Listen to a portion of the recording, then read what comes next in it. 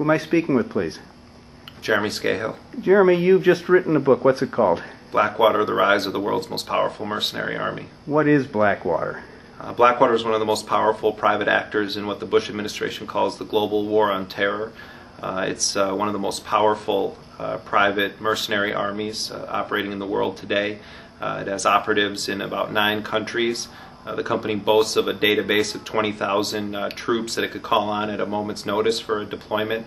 It operates the world's largest private military facility in North Carolina, a 7,000-acre camp based on the Great Dismal Swamp of that state. And it's headed by a man who has deep political connections to the administration, the Republican Party, and to several of the key groups that make up the radical religious right. Is there something wrong with all that? Well, I think that in many ways what we're seeing with the privatization of war and this war contractor bonanza is the embodiment of everything President Eisenhower warned against in his farewell address in 1961 when he warned against the rise of unchecked power within the military-industrial complex. We have a situation now in Iraq where the Bush administration failed to build a coalition of willing nations and instead built a coalition of billing corporations like Blackwater, Triple Canopy, DynCorp, KBR, Fluor, the list goes on and on. I think that we've linked corporate profits to an escalation of war and conflict, and ultimately I think that's a very serious threat to U.S. democracy and to world stability. But how is it any worse than simply having the same work done by our military?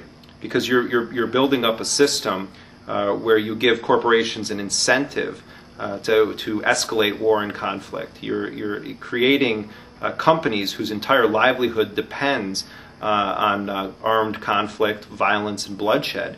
There's no incentive for these companies to decrease their footprint in the war zones of the world, and every incentive to increase it. And when you have war contractors that give significant amounts of money to politicians who then enact policies that are very belligerent, I think that raises very serious questions about the democratic process in this country. Isn't that just an extension of what we've been doing for a long time with military contracting? Well, what we're seeing right now is a situation in Iraq where we have an almost 1-to-1 ratio of private personnel and the active duty military. And in the case of the active duty military, there have been dozens of court-martials of soldiers on murder-related charges. As of this day, the 16th of May 2007, there have only been 2 prosecutions of any private contractors for crimes or violations in Iraq. Neither of those were armed contractors, and neither of the crimes involved crimes against Iraqis.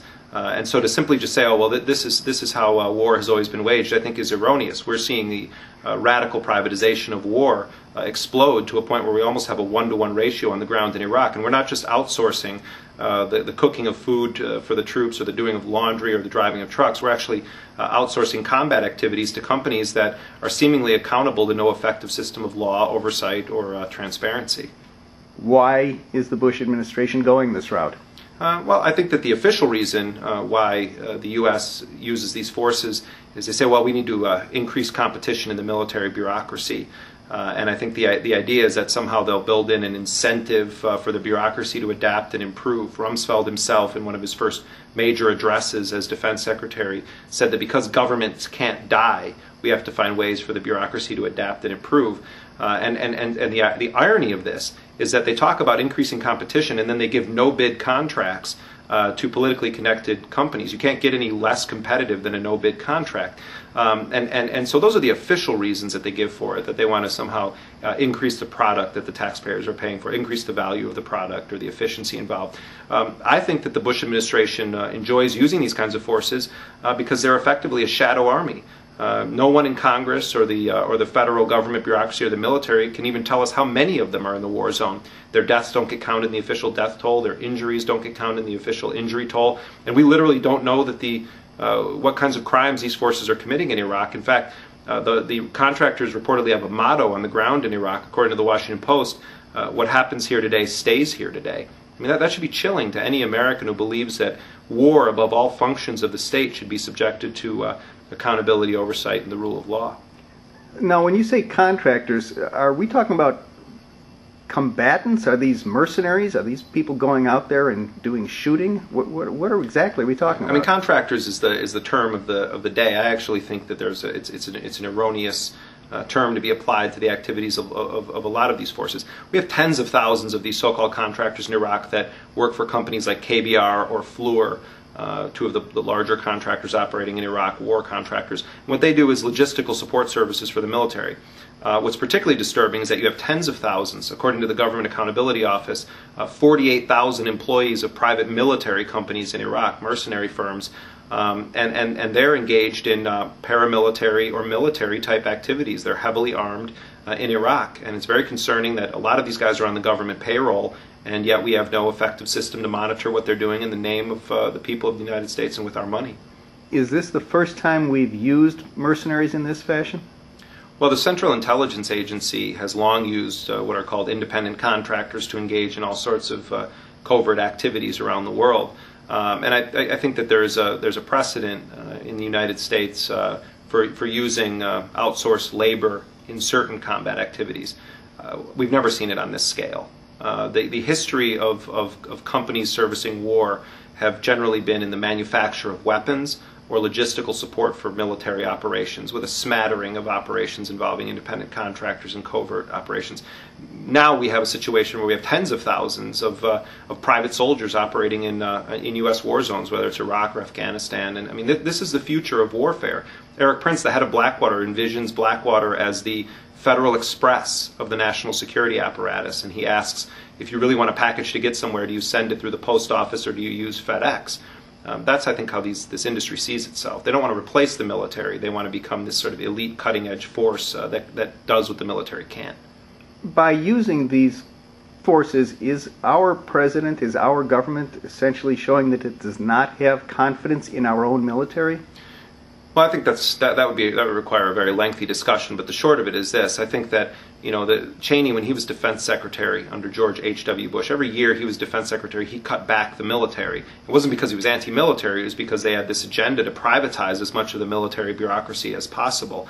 I think that would be an oversimplification to boil it down to that. What I do think is that the neoconservatives in particular view the private sector as the future of U.S. war making, and I think that they want to replace as much of the military with private sector activity as possible. I mean, what they ultimately say they want to do is to free up the military to do the actual fighting of the war, and that's why they use the private sector. The reality is they're using the private sector to fight the war, and they're recruiting mercenaries from around the world. I think it does send a message to the rank and file soldiers and to the commanding generals when you have armed mercenaries working for private companies, making more money than the Secretary of Defense, making more money than the commanding generals. What kind of message does that send to the active duty military? What does it say to the troops on the ground who are making $30,000 a year when some of the mercenaries get paid that in a couple of months? I mean, it's an incredible division between how this country approaches the active duty military and these private mercenaries in pay and accountability, oversight, law, prosecution, etc. I mean, I think it's really devastating to the morale of the active duty military. I think we're going to see a lot of generals starting to speak out about this very soon.